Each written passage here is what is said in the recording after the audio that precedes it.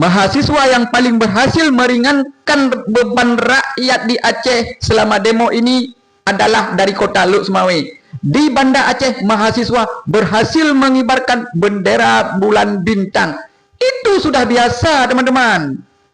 Bendera bulan bintang MOU MCSK adalah gorengan elit-elit politik Aceh bersama dengan pemerintah Indonesia. Ingat, ado-adolong yang metuah, yang bahagia, Aceh bukan negara terjajah. Dari nek tu hanai jajah. Kenapa Hasan Tiro, Wali Nanggro ingin memerdekakan Aceh? Karena beliau tahu Aceh kaya raya, bukan untuk dijajah. Sekarang kita dijajah. Indonesia sendiri belum merdeka. Negaranya yang merdeka, rakyatnya belum merdeka. Karena semuanya kena pajak.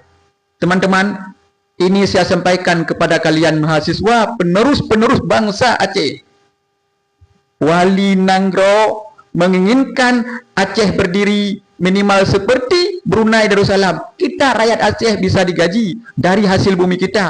Sekarang pemerintah Aceh perpanjangan dari pemerintah Indonesia dengan menaikkan pajak di mana-mana, bukan menghapus pajak.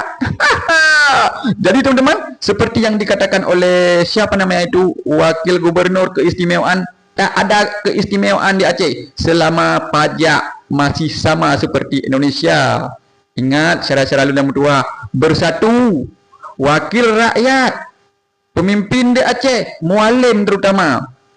Contohlah ini wali kota Luk Semawe. Beliau tahu beban rakyat ada di pajak.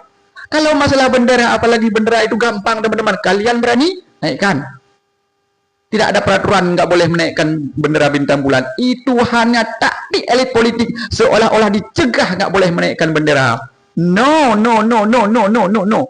Itu pembohongan publik supaya kita tidak menuntut pajak dengan alasan pembangunan. Dan tahulah kalian mahasiswa ado-ado mendum, dengan pembangunanlah pemerintah Aceh saat ini bisa korupsi.